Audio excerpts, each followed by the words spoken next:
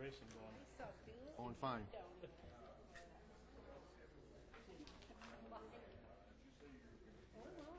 Got news for you. Tuesday, the day of reorganization. Are these my things? Whoever the new county board chair Mine is is over here. better get their ass in gear and move that meeting right along because this old boy's got to be out here by 1 o'clock. Hello. I'm fine. They won't break more leaves. It's so nice outside. Yes. I know, they got 60 for high by Friday. Anyone wishing to speak rose before the is- my county first board rose is can like register and bring the slip up I have here. a big, I have a We have They the can leave time me where period I'm at. prior to our board meeting Mother's They don't have to where Day. you move me. can They don't speak have to to. the board. They don't have to. The flowers come out first. They can leave me where I'm at. Sounds good. Always at the beginning. It's blossom. It's got half of them are open because they're little tiny blossoms like this that just go all the way up I'll the do whatever. up the branches. That's amazing. I know. A brand new one, isn't it? Isn't that right, Larry? I bought it for my We'll do granddaughter, whatever. Tavia, Illinois. And that's when she was baptized. So I took Well, it should be done by noon. because her name was Jacqueline Rose. So I took her a rose bush. So the mother dug it out when they moved to the Netherlands. Gave it back to us. It shouldn't be. It starts at 10 o'clock. Give it back to them. But It shouldn't take that long to get it. Should be started Exactly. Why are they waiting until 10? Why are they starting at 9? Why does somebody bring that up? Why don't we start at 9? A long time. Probably a good idea. Then you could be done by noon. That was cool. So all of my votes are Have to ask Ruthie if there's a reason we have to. If it's in a bylaws, it should be. money and Money or put it in. Can't you make an bonds. exception to Now bylaws? you make your own saving bonds. You can't even get a go to the Oh, you're bank. right. You Yeah. can't He go comes to in the and bank he'll and ask get us. one. Yeah, Fred has some. Why? What did you do, Fred? Because unless I'm suffering from some Neighbor burned down. Start at 9 o'clock and be done by noon instead of having to take a break and come back after lunch. I don't know. I thought they went out that way with fire trucks. I think you did. I don't remember where it was. you have to go Larry, you don't. Oh, it was a car accident. He wasn't here. Oh, yeah. Yes. We done with it.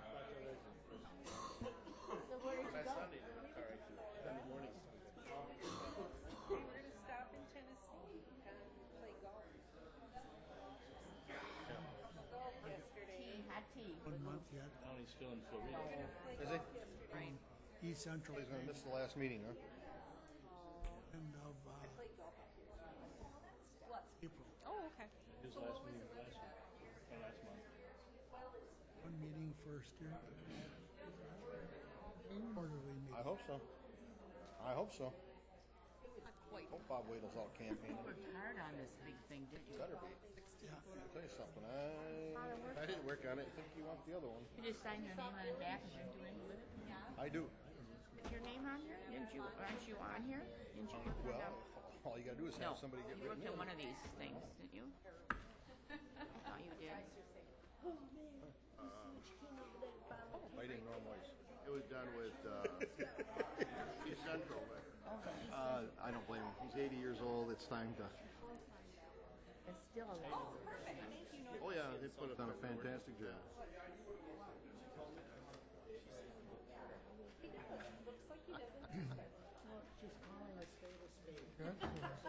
You retired people got all that time to go fishing.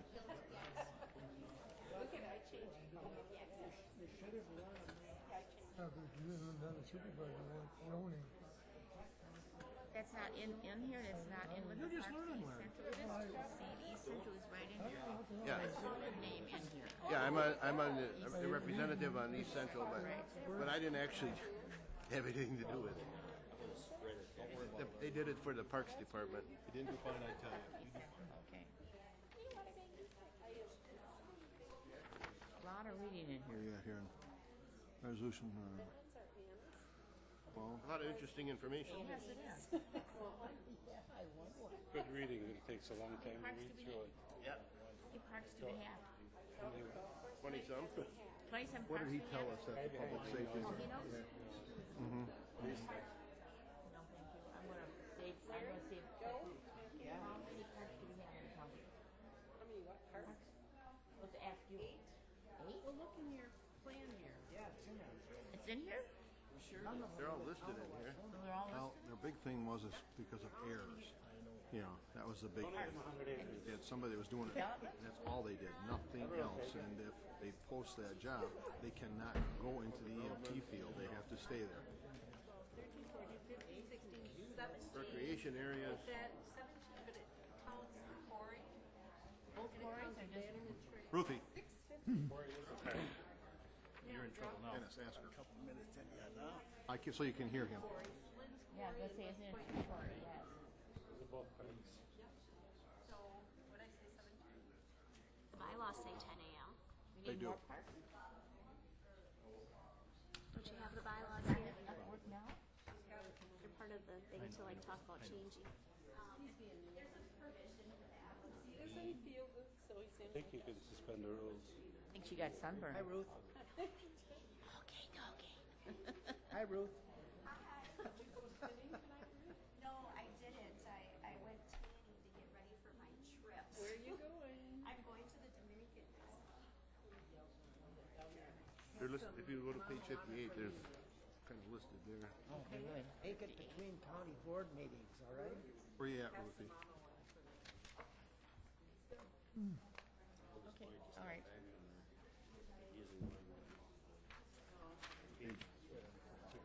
Everything what they do and everything. Well, those are things that they're in the plan to do in the future. Oh, really? We have a volleyball court and a baseball field up all over. Changes, page 3, Ruth? In the paper, like what committees you're interested in. I know, we did that before, but do it submitted at the beginning of the meeting. I don't see anything wrong. See anything wrong with it. I don't either. Because then Then they can start looking at it, so you take a 15-minute break. and everybody can get what they want. This is part of At least what you're interested in. You may not get them, I thought of but that too. at least you're interested. No, that's in town of Richford, Richfield or whatever. Richford. Yeah. It talks about that they're all held on. I've never been there, so I don't know. 7 o'clock, they're busy. But it's, Deb said she's down here. Yes. I think you probably could change that. Your speaker can. There's probably other ones besides that. But could it be on the agenda for that day? Well, how can you do that? One of the first things, Yeah, put it on the agenda. if we can't do that, you gotta do that Right, ahead of right, time. you can't, yeah, you couldn't do that. Before, Although there is a motion, there is something today to Suspend change the the rules. bylaws. So if you wanted to change the bylaws, you have permission to change that. You can add that to the other changes. For the reorganizational meeting, you know. Right, but there's lots of sections in here that we're changing. What I'm saying I know is that. that as part of that, if someone wanted to make a motion accepting the changes in the cabinet and changing the time of For the, meeting from 10 to 9. for changing the reorganization time, because that's the only time that we meet during the day, and also, for the, what you call it, wasn't it, for, I changed that back to 7. okay.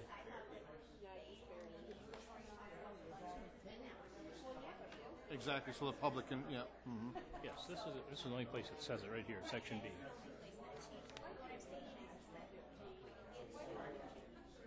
change the organizational meeting, 10 till 9, so we get done by noon. Next meeting in April, yeah.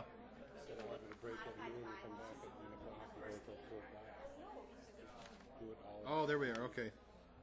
Are you ready, Ruth? We could add it. They only did it that way so the chairman would have time to What's she make doing down there? Why is Deb down there? Well, we could make a motion that, and then if it gets seconded, then we can discuss it. I would rather start at 9 o'clock and be done by noon instead of taking that break. We'll call this meeting of the Waushara County Board of Supervisors to order, and we'll start with roll call. Mrs. Krentz. Here. Mr. Tim. Here. Mr. Piasty. Here. Mr. Weddy. Here. Mr. Downey is absent. Mr. Eckstein. Here. Mrs. Collada. Here. Mr. Weiss. Here. Mr. Gellerup. Here. Mr. Crawford. Here. Mr. Kirschner. Here. Now we'll stand for a silent prayer and then the pledge of allegiance to the flag.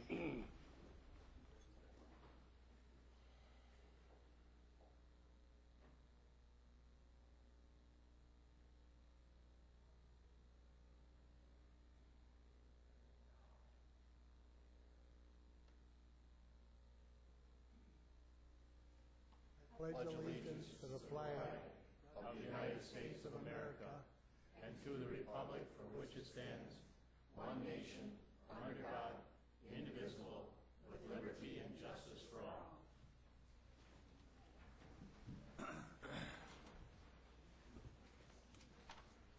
Well, at this time is our time for public comments, and we have one person registered tonight, Deb Behringer. Good evening. Last month, Glenn was very gracious and gave a plaque to Bill Downey, and Bill isn't here tonight, but we do have one from the department heads, and it just says, Waushara County appreciates and pays tribute to Mr. William Downey for his 22 years of service as a county board supervisor. Our citizens and county board thank you for your dedicated service. Good luck in your retirement. So that's for Bill Downey. This is the last meeting for the 2010-2012 County Board Supervisors, and we're going to lose some of our supervisors after tonight. The other person that I'm going to pick on a little bit is Fred Gellerup, even though he told me tonight he doesn't remember ever being sworn in last time, so maybe I have to take this back and see if I can get my money back. But anyway, Fred was very gracious, and when Supervisor Likeness decided that he needed to address some business concerns and step down from his seat, Fred filled in for us so graciously. So I have something for Fred also. It says, to Fred Gellerup, with sincere thanks for your willingness to return to public service, Waushara County residents present you with the Brett Favre Coming Out of Retirement Award. You have 2 more comebacks.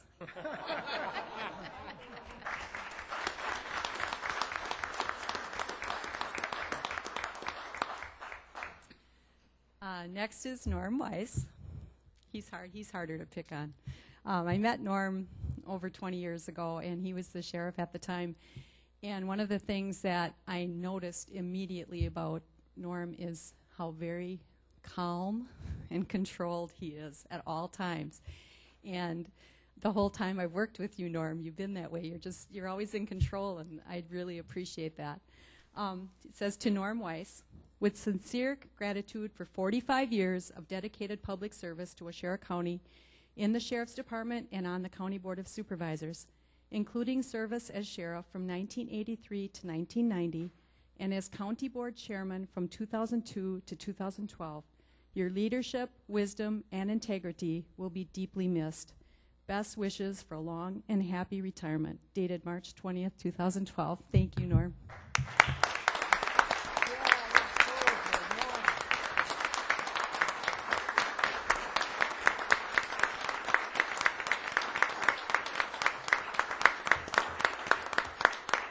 After the meeting tonight, some of the department heads have chipped in, and we've got some snacks, so please stick around after the meeting and pick on Norm and pick on Fred. All right, thank you. Well, thank you very much. Okay, we have an agenda which needs approval.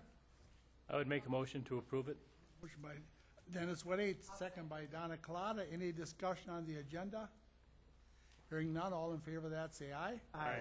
Opposed? That's been approved. Of our minutes of our prior meeting, February 21st, how do you find? Motion by Larry Crawford. Second by Mrs. Krentz. Any discussion on the minutes? Hearing none, all in favor say aye. Aye. Opposed? That's been approved. There's no old business and new business we'll get into as reports, and we'll start with Ruth with our bonding updates. Well, since the last month we were here, there has been a couple of issues sometimes when people come in on the weekends and someone might be upstairs, someone might be in the basement, we don't know each other is here, and so someone leaves and turns the motion detectors back on and it sets off the alarms. So we're going to fix that. We're going to have a sign-in board so that everybody knows what's going on. The work release remodel, the pre-bid walkthrough was held today. Bid opening is scheduled for March 26th, and then a recommendation will be given to the committee on March 29th. The work continues at all the sites for the tower project. The UPS system should be delivered to Coloma site and installed within the next 2 weeks. Today I got an email that we're going to have to look at how we handle the electric out to Coloma. whether or not we're going to do an agreement with Bug Tussle for them to be on our meter and then pay us a monthly fee, or require them to install an additional meter, because the installation of the additional meter is about $10,000. So we're working on that. Last month we talked a little bit about the incompatibility between the new telephone system and the 911 system. There's 3 options on how to fix that. One is to have the dispatchers continue to have 2 phones at their desk, one on the old system and one on the new system. Another option is to buy a patch and temporarily fix it. We would still have to at some point in time change that to upgrade to the next generation 911, which we knew was coming, because a couple years ago they told us it would be 2 to 5 years we'd have to upgrade. So, and the third option is to actually upgrade to the next generation. Public Safety did talk about it, and they are recommending that we attempt to upgrade to the next generation as part of our bonding project and our upgrading project. We've saved some money on some other things, so we think we're going to have enough money with that project to do it. The estimate to upgrade that is $149,000. So we are working on that. Spillman, we continue to install the mobile units for the county. We're getting close to having those all done. The desktops are online for Plainfield, Coloma, and Wild Rose. Red Granite is ready to go. They were being trained today, and so then they'll go live as well. The mobile units for the villages will start after all the county mobiles are done. And then the training schedule is being completed and for the emergency medical dispatch, and we hope to have the system implemented and live prior to the June 1 deadline. So we're starting to work on that as well. Thank you, Ruth. Now we have some presentations, and our first one is Child Abuse Preventative Blue Ribbon Kids Day, Human Services Department, and Prevention Coordinator Jan Novak and Child and Family Supervisor Dawn Buchholz are our speakers. Hi. I'm glad to be here tonight and give you a little bit of information about Blue Ribbon Kids Day and Child Abuse Prevention Month. There's a proclamation that you'll be considering later on in tonight's agenda. 2012 marks the 20th year that our department has hosted and coordinated Blue Ribbon Kids Day. It's amazing, isn't it, Bernadette? As you probably are aware, Blue Ribbon Kids Day is a free family fun and resource fair. It's held every April during National Child Abuse Prevention Month. And we have 3 primary goals with Blue Ribbon Kids Day. One is to raise awareness in the community about child abuse prevention and the importance of the services that are provided in the community to support families to provide safe and nurturing homes for their children. The second is to provide information about all the services and resources that are out there for families, to all families across all socioeconomic strata, where they come to Blue Ribbon Kids Day and they learn about WIC, or they learn about a parenting program, or they learn about some other service or resource that their family can benefit from. And 96% of our parents tell us that they do receive information that helps their families. And then the third thing, which you probably see mostly in the paper, is a whole bunch of family fun. It's an opportunity, it's a morning that's packed, very, very busy, that is totally free for families so they can come together and have some fun as a group. If you saw tonight's paper, you may have seen that we have a new exhibit this year at Blue Ribbon Kids Day. It's a severe weather simulator. It will be put together for us or presented for us by the Coloma Fire Department in their safety house. And through funding from a variety of sources, we anticipate providing those families who go through the training and the simulation. We think we'll be able to distribute 100 weather radios to Waushara County residents, which in talking with Tim Gansel is an important issue for folks living throughout Waushara County. So we're real excited about that. I think each of you have a copy of our brochure. You're welcome to come on out and stop by. It's on Saturday, April 14th. as Blue Ribbon Kids Day relates to child abuse prevention, it's one teeny tiny little piece of a much bigger continuum of all those services and all of those one-on-one services and information that goes out to families who might be struggling in their roles as parents. So I thank you for your time. I'll pass the podium over to Dawn Buchholz, who will talk more about some of the services provided by our agency. We thought it was, Jan and I, when we talked about April being Child Abuse Prevention Month, we thought it was a good time to update the board regarding kind of the state of the union of where we're at with child and family services in Washera County. So I do have some information that I'll pass that over.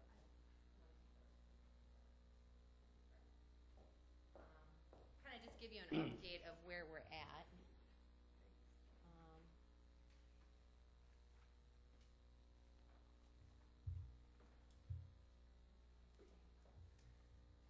I'll wait till I have a copy.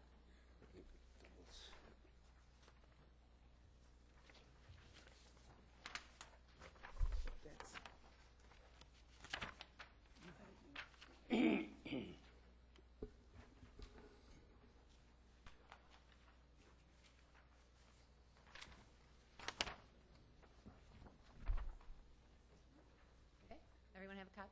Thank you, Jan.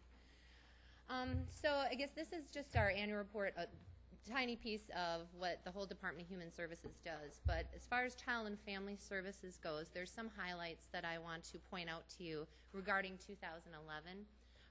First of all, we had a 43% increase in juvenile justice referrals. Often we find that juvenile justice cases, or cases where families that are struggling with juvenile delinquency, are old child abuse neglect cases. So the thought being, if we can prevent child abuse, we can serve those families quicker and really get at what's going on in those families, then hopefully we'll be able to prevent juvenile delinquency in the future. I started here 10 years ago, and throughout the 10 years I've been here, we've always decreased our amount of juvenile justice referrals every year. Prior to 2010 we saw a slight increase, and now in 2011 we're not exactly sure why, but we see a very significant increase of 43%. So we're up to 149 juvenile justice referrals in 2011. Child abuse and neglect referrals, reversely, ever since I've been here, have steadily increased. Every single year we've seen an increase in child abuse and neglect referrals in Washera County. In 2010, we topped out, I think, at 409. This was the first year, 2011 was the first year that we've ever decreased, to my knowledge. Now it's just a slight decrease of 4%. You can still see it's quite high at 398 referrals for child maltreatment in Washera County in 2011. We have 11 licensed foster homes, which is really important. If we can keep kids in the community and serve them and work with the families at the same time to try to mend those bridges and help address whatever issues have caused the children to be unsafe or have them be maltreated in their home, that is the best thing that we can do for the families and for the communities, for the kids, really, because no matter how terrible their situation is, it is always traumatic to remove a child from their home. Substitute care, we did see, even though our numbers were up significantly in juvenile justice, we did see a 22% decrease in children in out-of-home care. And then these numbers, you can see exactly what happened to those children. 18 were placed in foster homes. We were able to successfully reunify 9 with their parents. And then you could see some aged out, some were moved around a little bit. We had 11 kids that were placed with relatives in 2011. That was also a slight decrease from 2010. And then you can see what happened to those children and where they were at the end of the year. We had 2 kids in contracted placements in 2011. Contracted placements are quite costly. Also, we find that often those are not in the best interest of children. It kind of is intuitive, you might say, if you have a kid that's going to someplace like Rawhide or RCC, which is a child care institute. Sometimes those programs are very good and do really good things for kids, but the issue we're seeing is that sometimes kids learn new delinquent behaviors, if you will, or find out how to more successfully manipulate things when they're around other high needs kids.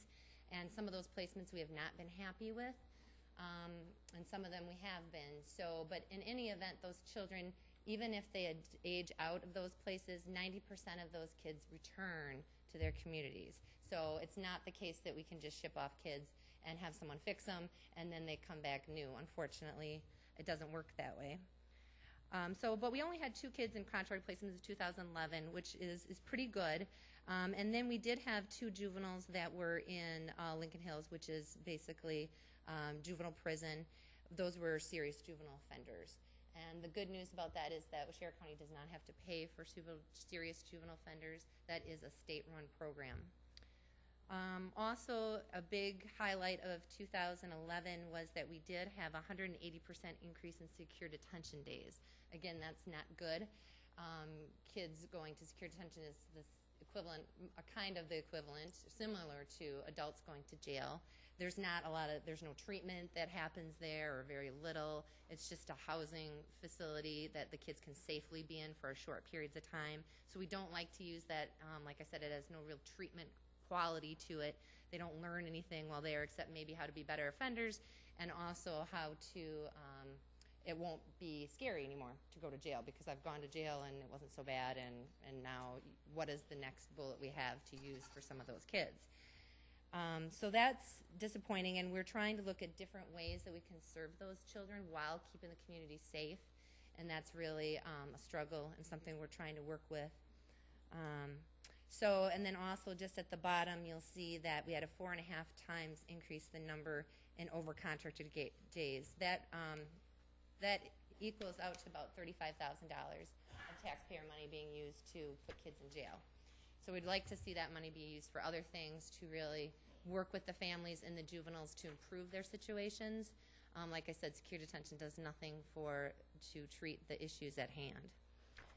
And then the second page of your report is just some narrative about kind of where we're at. I will say that we have some really exciting things happening in Child and Family Services that I think we're going to see some benefits down the road.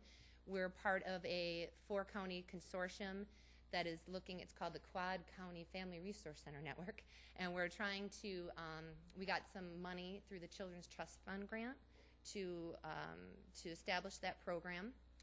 And we're doing things like, you'll see nurturing programs, you might see some flyers out about nurturing programs, which are parenting programs, concentrating on families with young children. Again, if we can get them young, hopefully we can prevent some of these problems down the line. We're also doing, through that grant, we have a community response worker. Sometimes we screen out referrals, which means they don't meet the legal definition of child maltreatment, so we can't take any legal action on it. But now we have a new program called Community Response, where we can send a worker out that we share with Green Lake County. Again, no cost to taxpayers, because it's through a grant, and they can start working with those families when the kids are young, and try to address some of those needs early on. We're also working with the state on doing an alternative response to child welfare, meaning that we are trying to work more collaboratively with families to try to get them buy-in early, so that hopefully we don't have to take the matter to court, and we can work with the parents to keep their kids safe. We're looking at different ways to provide permanency for kids with the state, and we're part of some pilot projects there. You'll hear about things like alternative response pilot program or permanency roundtable pilot programs. Those are all things Sheriff County is involved in and has been a leader in, really, throughout the state. So that's where we're at. I don't know if anyone has any questions. Any questions for Dawn? Very you. good presentation. Thank you.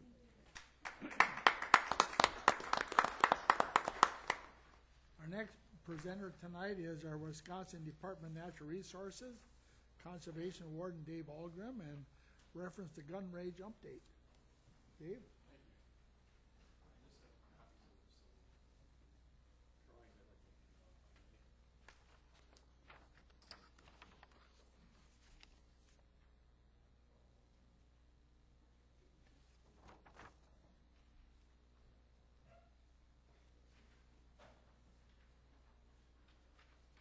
Folks, I've been deer hunting in Waushara County since the early 1970s, and in fact, I used to hunt right above where the range is right now, just to the north of there, was the Egan property. I think it was under forest cropland, and I can remember people shooting at that range back then during the deer gun season. And when I came here about 20 years ago, I recognized that when you drive in, the driveway for this range is off of Highway C, and it's over half a mile long. And the parking lot is still downrange of where the benches are for people shooting. So it was always inherently dangerous that somebody could walk right out of the parking lot through the little bit of woods and then out right downrange in the 200-yard range. The other concern was that as people walked from the parking lot to enter the range, as they entered the range, they were still even downrange of the muzzles off to the left side, but they were still downrange of the muzzles. And what we wanted to do, a thought was, one way to make this safer would be to have lateral berms that would run in between each yardage so that people could check their targets, number one, if somebody's at the 50-yard range and somebody's at the 200-yard range. If they were shooting at the same time, they would wait until everybody's done shooting, then they'd walk down and check their targets and then come back. The unsafe problem was that the people that walked down to the 50-yard target and came back would be back in a little bit of no time, and they couldn't even see if the person that walked down to the 200-yard target was still down there or if he had returned, and we didn't want people firing while they're something downrange. So the thought was if we had lateral berms there, it would keep people safer. It would allow people to check their targets at the 50-yard range, 100-yard range, and 200-yard range, respectively, on their own. And I thought, how could we get this done? And I thought about having our own people with the dozers that we have, that we use for fire control. Maybe we could push berms together between each yardage. And that just wasn't feasible. And on the 24th of February, I was driving past the operating engineers, and they were just getting out. It was a Friday. And I pulled in, and Dan Spurberg is the manager of this entire training facility. And I explained to him my concerns and showed him a little drawing. And he looked at it and he said, you know what, we're part of this community. Dan lives in Pine River. He said, we'd be glad to partner with you, and we can do it a heck of a lot better than what you're talking about. And they agreed to donate untold hours, almost maybe 6 weeks of work, or at least 3 weeks of work, and heavy equipment to move dirt around from the DNR property adjacent to this and push it together and make 20-foot backstops, which is NRA standards, and they're only about 10 foot now, and then 8-foot berms in between each yardage marker. And we would add another yardage of 50 feet for the new handgun people that are with the new carry and conceal law. More handguns are being sold. Free of charge, they were going to do this work for us. And we said that would be great, and I want to present it to you because two things happened in the meantime. The operating engineers are on a very limited schedule as far as when their training for this exact work was going to be taking place, and that was from March from now until about mid-April. They were going to be having 3 sets of 2-week periods where people advanced, people using CATs and things were going to be coming in for training. And this is the only time period we could get it done would be right now. The other thing was they had to move their heavy equipment before the weight limitations went on the highway. So in about the first week in March, we moved heavy equipment out onto the shooting range. There's about 4 pieces of heavy equipment out there now just ready to be used. They're developing a drawing. In fact, it's staked out right now where the new range would be. As you can see, you've actually flip-flopped the way the ranges are set up. There'll be a 50-yard barrier to the south, and then progressively 50-yard, 100-yard, and 200-yard farther to the north. We propose that the parking lot come off of Bicentennial Road. That way, it's only 700 feet rather than about 2,000 feet for maintenance. And the other thing is, when you come in from the east, you're going to be parking, and you're always going to be behind the muzzles. You're going to be behind the shooting benches, not in front as the other parking lot place people, so it's going to be safer. This proposed work is going to hopefully get done by mid-April, maybe till May 1st. We're working with our own disabled, it's the ADA, we're going to have it ADA accessible, and we're going to have some monies available so that we can actually put I think they call it fines, a real small gravel on there so that people with wheelchair can access all of this. I just wanted to bring this to the attention of the county board because there's heavy equipment out there and people might be asking questions. And just wanted to let you know that that's out there. Any questions at all? I have one question, Dave. When this all gets done, those berms are built and so on, I'm assuming they're going to be sodded or planted or whatever. And then who does the maintenance of the mowing and so on of those? Well, the berms won't ever have to be mowed. We'll just let those grow wild. And we'd love to work with the Parks Department if they want to continue to maintain that as a county park. But if that's not feasible, then I'm going to go out and find a partner group, either Watoma Gun Club or something, or we'll try to, Department of Natural Resources will try to maintain it the best we can.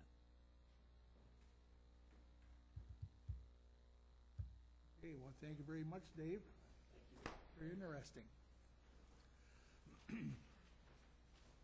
Now it's time for annual Historical Society report from our curator of our Historical Society and Museum, Bruce Reynolds.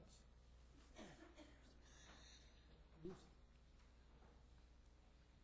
I don't know if they made copies of this for you or not, but okay, you have it. I'm just going to, these are highlights, and I'm going to try to condense it even more, just to highlight what we've done during the year.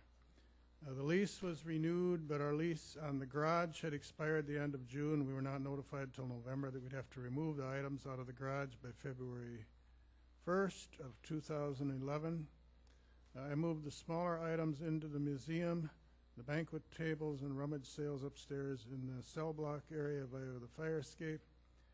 And Marv and Joe Wagner took care of moving the larger items, including the lead type and hearse, into a storage unit on Division Street. And Marvin is donating the $55 a month rent on the storage unit as a donation to the Historical Society. We hope to eventually build a storage building on the Sandcrest property, and the idea is to trim out some of the trees and use the wood, make logs with the sawhorse, or that thing, that the great big thing there they have to do that, to save money on it. This is to store the hearse and larger items that won't fit in the museum or schoolhouse. The hearse, when I had the rummage sales in the garage, people got to see it. And that was one advantage, but one person couldn't give tours and run the rummage sale. The way it is now, I can give a tour and show them the rummage sale upstairs in the museum, but the hearse basically is locked up in a storage unit back the way it was when we didn't do anything in the garage. So it makes it hard for people to see it. Usually they get it out during the fair. But when people were looking at it, they were very interested in it. On July 11th, we managed to get the zone change for the Sandcrest property. Two special events were held during August. August 13th, we held an appraisal event with Mark Moran, and the goal was 40 items, but only 19 items were appraised. We have a date set for this year. There'll be another one this year, August 11th, during August Fest, starting at 1 p.m. And we're going to try to get more spots filled up ahead of time, to try to fill it up so it'll last till 4 o'clock. And I'm the one to contact if you have anything you'd like to have appraised. The fee is $15 per item or set of items, such as a tea set, which would count as one item. And I will be setting up the time schedule for Mark. The event went very smoothly, and we stayed ahead of schedule most of the time. And everybody was satisfied with his appraisals, and he gave a lot of historical information on the items as appraised as well. On Monday, August 22nd, escape artist Anthony Martin attempted his 25th anniversary escape from the craft room, which is a solitary confinement cell in the museum. He was strapped to a ladder wearing a straitjacket, and Deputy Leif Henriksen locked both doors of the cell as well as the two doors at the entrance to the jail area of the museum. Once Anthony got the signal from the timekeeper out in the parking lot, he managed to escape in 2 minutes and 50 seconds, beating his previous record of August 22, 1986 by nearly 2 minutes. However, in 1986, he escaped from one of the cells in the Huber section, the cell block door, which has a wedge locked the entire edge of the door, 2 doors from the cell block to the stairs, and the 2 doors downstairs, for a total of 6 locked doors in 4 minutes and 48 seconds. So he had a lot more to do that time. And WLUK Fox 11 filmed it and showed excerpts on the 5 and 9 p.m. news. And we had a total of 335 visitors to the museum during 2011. A lot of these people are from out of town, and some people that are local didn't even know that it existed. And a hailstorm in early September broke 2 of the storm windows on the front of the museum on the north side of the main entrance, and that has been repaired for a cost of $800, and they look just like the originals. Shipping Lou did a real nice job of fitting them. It had to be custom fitted in order to fit in there because the top of the windows was sagging slightly. The Halloween open house was held 2 weekends, October 14, 15, and 21 and 22, and this helped a lot because it didn't interfere so much with other Halloween events. We received financial donations over $3,000 toward the schoolhouse renovation, plus a lot of supplies such as some of the roofing materials or cement blocks. We paid for the roofing. And also some equipment from the rental center. They donated some equipment to this project. Work began on the cement slab base in November, and then just this past week they finished putting the roof on it. It's got a metal roof. The holiday open house was held November 26 in conjunction with the Cookie Walk. And the next, the project of the schoolhouse roof, that's been taken care of.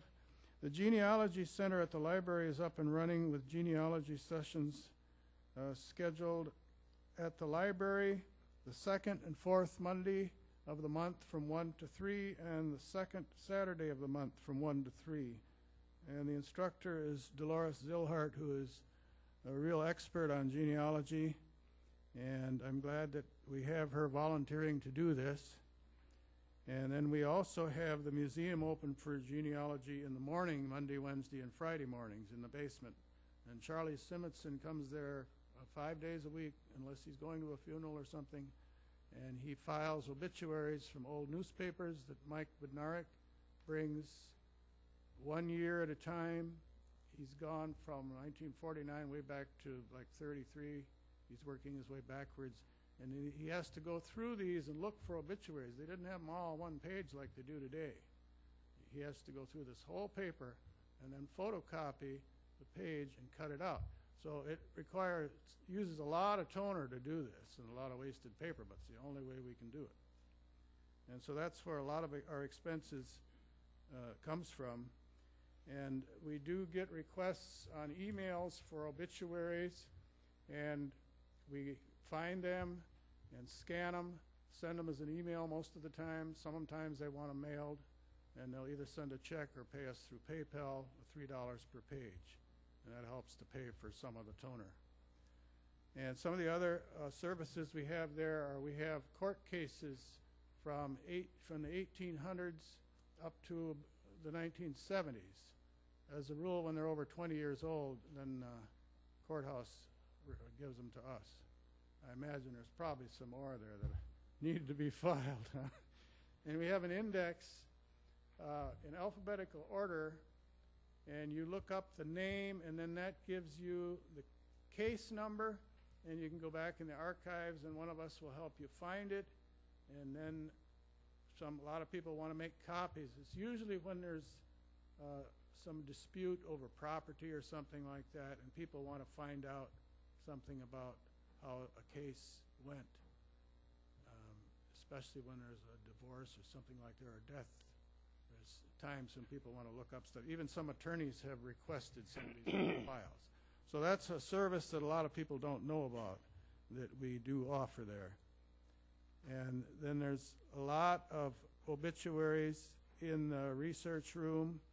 They're alphabetical order, and it tells you the cemetery they're buried in or the township, and then you find the book that has their obituary. And we have lots of them. If you've never seen the research room recently, come down and take a look. and see what we have there.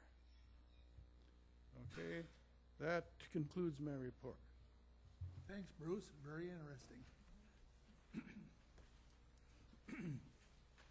Now we've got some discussion and possible action items. Number one is revision to the Waushara County rules and bylaws of the County Board of Supervisors. To put it on the floor, we need a motion. Motion to approve. Donna Clada, I would move to by second. Fred Gallerup. Any discussion? Yes. Is there a way that the day of reorganization, the time could be changed to 9 o'clock instead of 10 o'clock? Could that be put into this? Ruth, I mean, we can, or, now's the time to.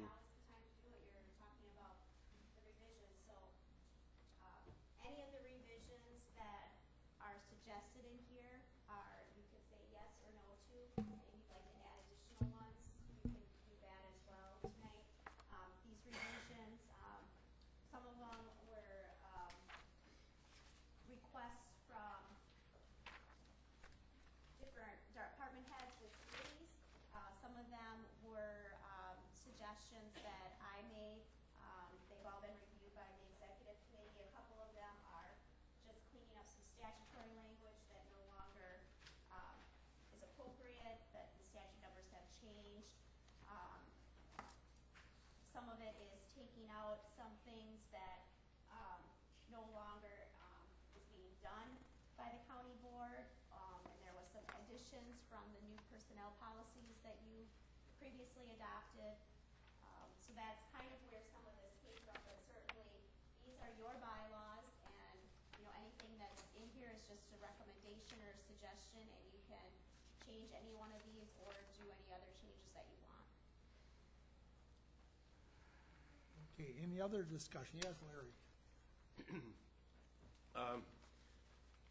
My biggest gripe, I guess, is a lack of communication between committees and the board.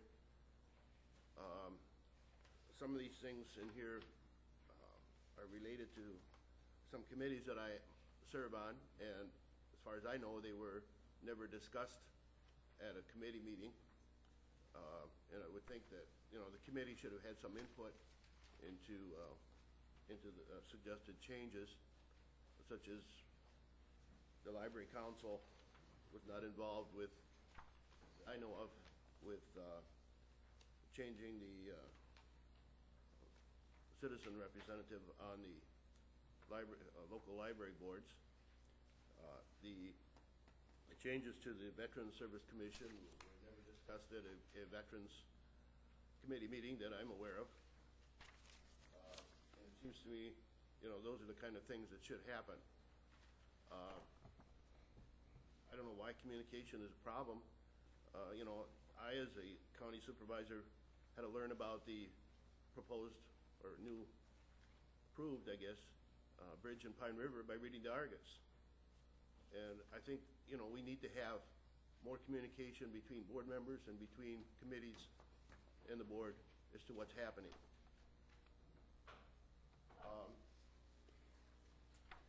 As far as the Veterans Service Commission,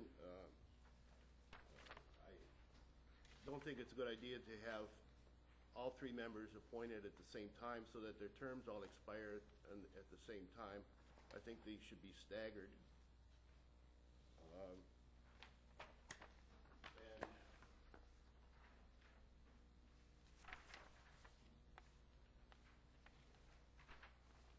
I think that if we have a veteran on the county board, that person should be considered for one of the appointments.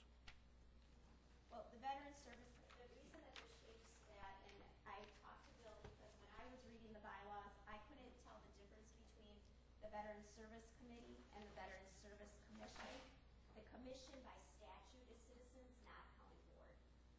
So I know, but county board people are citizens too. but the service committee is county board members, and it says that this is a citizens group. So you're saying that a board member couldn't be appointed to the commission? because that the commission is, because they have two different committees. One is county board members and one is citizen members. And that's statutory. What do you think about staggering the terms? I don't have a problem with that. That's never been in here, but that certainly is a good suggestion. In the book, it looks like they are. It looks like it is done that way, even though it doesn't say that in the bylaws. It looks like that's how it's done with the commission. Yeah, but they'll all be just newly appointed now.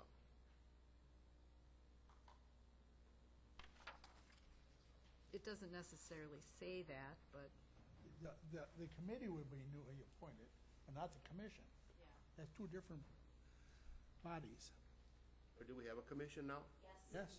Had Yes. one all along. Yes, the only changes are the things that are in bold, and that was just so that it was easier for people like me who didn't understand the functions to distinguish between the two. But it's always been in existence. The other item I have on here is, has to do with per diem for citizen representatives on committees. Are there still citizen representatives on the committees who do not get a per diem? Only if they refuse it. The Department of Aging's citizen members refuse to take a per diem, so they are not given one. They are offered it, but they refuse it. Well, I would assume that not submitting a voucher would be refusing it. Correct. But all citizen members are offered the ability to submit a voucher. There are some people who consider it volunteer work and don't submit vouchers and don't get paid, but not because they were denied.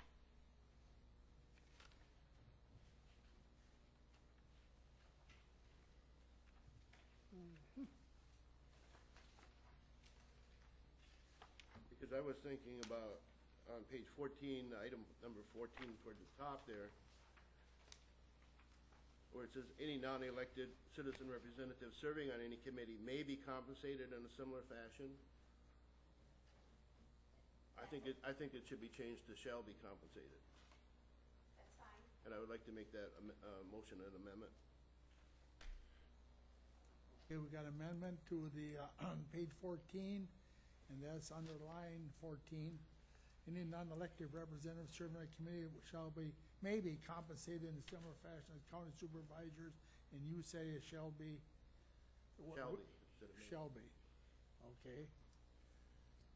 We have a motion to that effect. Do we have a second to that effect? I'll second it. By Joe. Any more discussion on it? Yes. I guess I would like to ask Deb Pavla if she's still out there. I think, doesn't the commission actually take, didn't they take some action on saying there would be no per diem? So we would have, basically you wouldn't be able to do that anymore, is what's going on here. Somebody maybe would say, I'm not going to turn in a voucher, but the committee itself would not be able to take any action prohibiting that. We say shall be offered.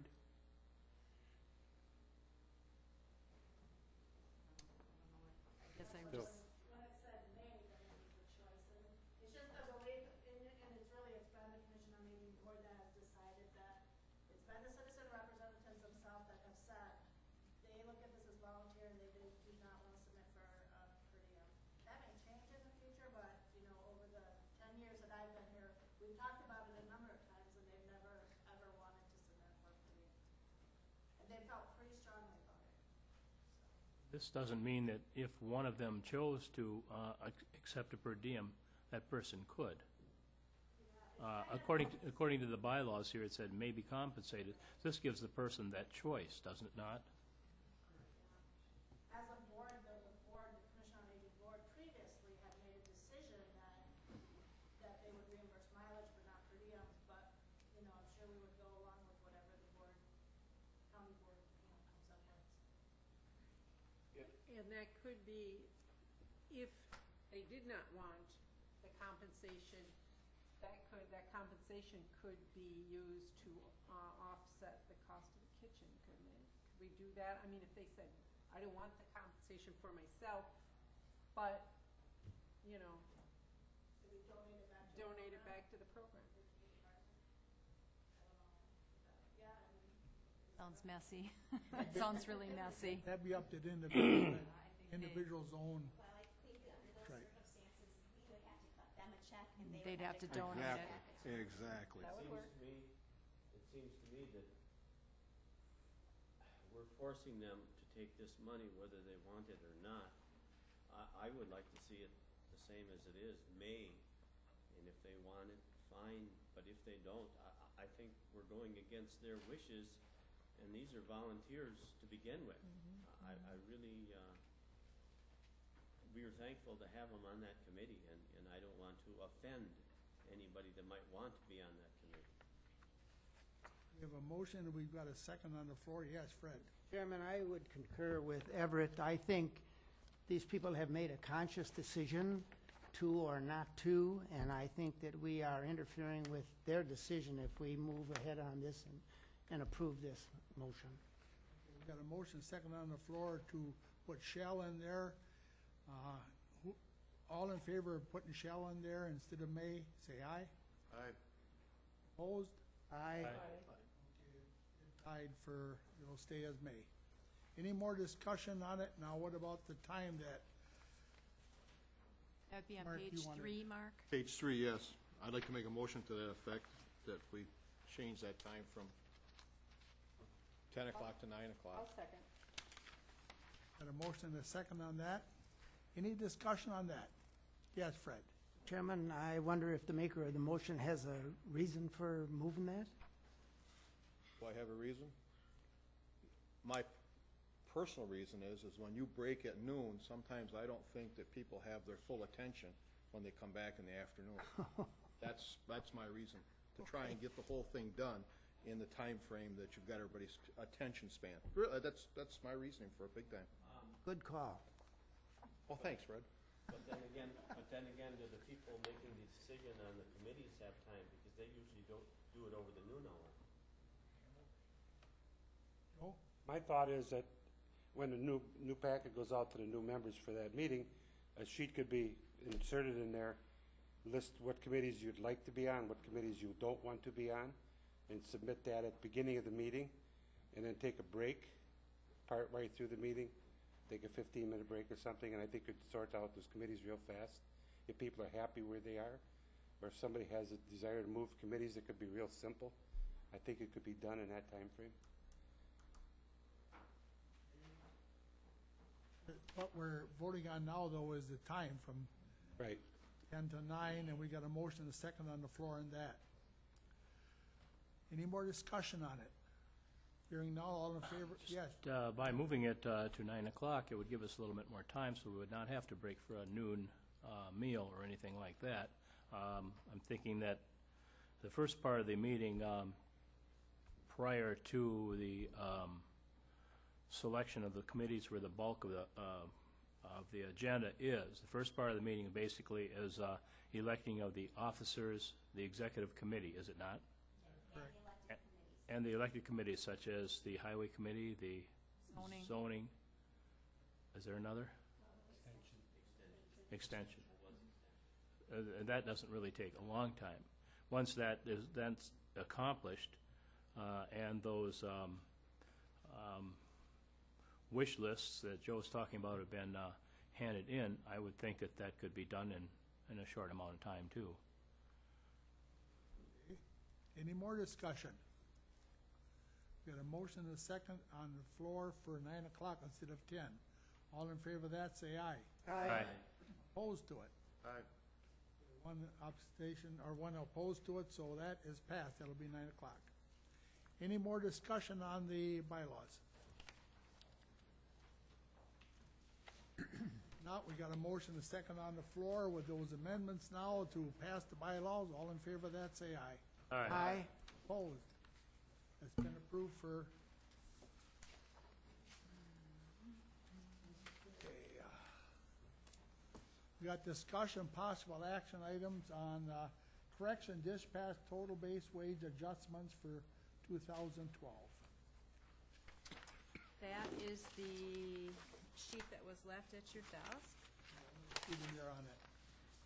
Have the cover. This is the contract basically for the corrections dispatch. because of the changes in the budget repair bill and Act 10, the thing that we are limited to bargaining on is base wage. And the Personnel Committee met with their negotiations team, and the recommendation is 1.5% increase in total base wages. That is similar to what we've given the non-union. So everybody treated the same then. Okay, we have a motion and a second on it, yes? I'll make a motion to approve. Okay, we have a motion by Donna Clauda, a second by Mrs. Krantz. Any more discussion? This will be a roll call vote. If you're no more discussion, you can call the roll call. Mrs. Krantz. Aye, yes. Mr. Tim. Aye. Mr. Piaski. Aye. Mr. Weddy. Aye. Mr. Eckstein. Aye. Mrs. Plata. Aye. Mr. Weiss. Aye. Mr. Gellera. Aye. Mr. Crawford. Aye. Mr. Kirschner. Aye. All ayes, that passed. Now, correction dispatch addendum to the county personnel policy. That came in your packet, so it's addendum corrections dispatch. Basically, these are the things that are unique to that department. They don't quite fit into the big handbook that we had, so these are just some things that we needed to clean up because they're specific to this department. Need a motion on that? I would move that addendum. I would second it. Motion by Fred, second by Dennis Weddy. Any discussion on that? Hearing none, all in favor of that, say aye. Aye. Opposed? That's been approved. Now we got addendum exempt staff addendum to the county personnel policy. Okay, and that's on the back side of the sheet that you just had. So basically, again, this is something that's unique to the management exempt staff. The sick leave payout that is given to this group is actually put into a post-employment health plan on their behalf, and so that is unique to this particular group. So we need to recognize that for our policy. Need a motion? Motion by Donna Colada, second by Kirschner. Any more discussion on that? Hearing none, all in favor of that, say aye. Aye. Opposed? That's been approved. Now we're going to have some consideration and possible action on the following resolution and ordinances. Resolution 9-3-12, establishing total annual compensation for county elected officials pursuant to Wisconsin statutes 59.22. Okay, need a motion? Mr. Chairman, I move resolution number 090312. Okay, do we have a second to that? Larry Crawford. Okay, any discussion on this? This is compensation, which it has to be ahead of time, so when they file their papers, they know what they're going to get paid for the next 4 years. And this is roll call vote also. Yes, I would have the question. Apparently, the property lister duties has been resolved by offering the Register of Deeds. The property lister duties have historically been in the Register of Deeds office, but that really isn't something that statutorily belongs to the Register of Deeds, so there would be no way that you could force a Register of Deed to do that. So this is the way of dealing with that they would get an additional stipend for those duties. So was that a negotiated item with the Register of Deeds? It won't be. Just an offering. This is what we're hoping. That could be done by other departments too, if they would It could. be turned down by the Register of Deeds. We're hoping that won't be necessary. Yes, Larry? What is the rate of increase on this? It's 0 in 2013 and 2014, and then 1.5, I believe, in the last 2 years. 1.5 supposed to be the last. No increase to first. So 2013 is the same as 12? Yes. Any more discussion? Okay, this is a roll call vote also. Mr. Tim. Aye. Mr. Piaski. Aye. Mr. Weddy. Aye. Mr. Eckstein. Aye. Mrs. Colada. Aye. Mr. Weiss. Aye. Mr. Gellera. Aye. Mr. Crawford. Aye. Mr. Kirschner. Aye. Mrs. Krantz. Aye. Aye, so that passed. Resolution 10-3-12, resolution authorizing adoption of the Waushara County Outdoor Recreation Plan 2012-2016. Motion by Everett Eckstein. And a second to the plan, second by Donna Collada. Any discussion on the plan? Hearing none, all in favor? Yes, Larry, you have a question? Well, I just wanted to point something out. There's a major error on page 6. As a former math teacher, I have to point it out. Table 3 is showing the percentage of increase in population in the various municipalities from the year 2000 to the year 2030. And if you look at the last line in the far right side, it says the population of Waushara County is expected to increase by 436%. That means it would quadruple. We're going to have a huge population explosion if this is true. And Get those I plumbers figured- I ready. figured it out mathematically. It should be 20.33%, not 436%. That'll be so noted in it also.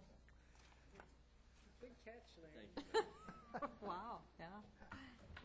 And who says you guys don't look at this stuff, right? Any more discussion on the plan? Hearing none, all in favor of the plan, say aye. Aye. Opposed? That's been approved. Resolution 11-3-12, resolution authorizing Department of Aging Services to increase hours of operation for the Poise Sippy Dining Center. Chairman, I would move the approval of 11-3-12. Okay, motion by Fred, And I second will by second Mrs. that. Krantz. Any discussion on this? Poisey needs more time over there.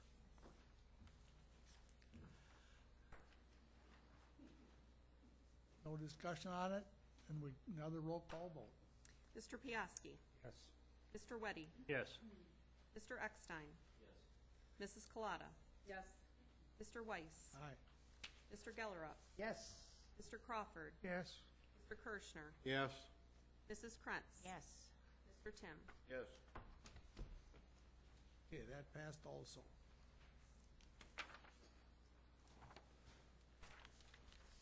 Resolution 12-3-12, resolution authorizing part-time office billing support position for emergency medical services. Motion to approve. Motion by Donna Collada, second by Kirschner. Any discussion on this? Yes, Dennis. I was not much in favor of this, as you know. Basically, I thought possibly it should be something that's handled within their own department by the people that they have. Now, presently, I understand that the billing is being done by about 3 different individuals, so consequently, there isn't any continuity. I was hoping that there was somebody within that department that could just do it, but apparently there isn't. But as I read through this is a 20-hour per week position, and there should be no increase in the taxes because of it. This should come right out of their budget that they already have. Is this correct? That is correct, because they work on a different system. And this recruit that they are looking for is not someone that would be wanting to move into an EMS position? Is that, and that would be noted during the interviews and so on? Or during the job for the job description or whatever, so that we can be. I don't know if you. We can have put to, that in. we have to be, aware of discrimination issues and things like that. The job description would say that this is a billing account person. The previous job description said that it was billing account / EMT, because we expected them to handle some overflow calls. That is a part of the job description will be taken out. So it will just say that it's a billing account person. Does that mean 2 more years down the road, 6 months down the road, that person says, oh, I'm gonna go to school and become a paramedic? That might happen, but that's not gonna be part of this job description. That might happen, and if that did happen, that would mean this person, if they chose that particular route, would no longer be considered in the billing position. They could potentially apply for a different position that was open in the department. Yes, Larry? Are the people doing the job now being paid extra for it? No. They actually will continue to do the billing. I mean, maybe Tim is here, maybe he could address some of those. Yeah, you know, effectively, all of the full-time paramedics and EMTs do work on billing. Some of them work on probate, some work on claim submission, some work on posting payments, small claims actions, so on and so forth. So our entire staff works on it. The problem that we're experiencing is that they work 24-hour shifts, so nobody's here 2 days in a row. So the continuity and the efficiency of it has just been haphazard at best. And so it's, you know, thus the need for it. So nobody's been paid extra. That's just part of their daily duties. If they're not running EMS and training and educating, they're working on billing, so. Yes, Larry? So their duties will decrease then, no? No. No. So they won't be doing this anymore? Excuse me? They won't be doing this? Well, they won't be posting the pay, they will be still working on billing, because when they're not training or running on ambulance calls, they are calling insurances and getting follow-up and trying to resolve issues. If there's been an appeal, they work on those. They still all will be working with the billing, but what we're talking about, this particular person's position would be doing, would be posting payments, processing denials from attorney requests for medical records, and so on and so forth. So, you know, that, we could, if this person was gone on a sick day or on vacation down the road, other people will be posting the payments, and so they'll all be working within the billing system. It's just to have somebody there Monday through Friday every day so that there is that point of contact every day with whoever is, you know, covering ambulance calls. Somebody is kind of watching to see where everything's at. It's just, that's the consistency we're looking for. Okay, any more discussion on it?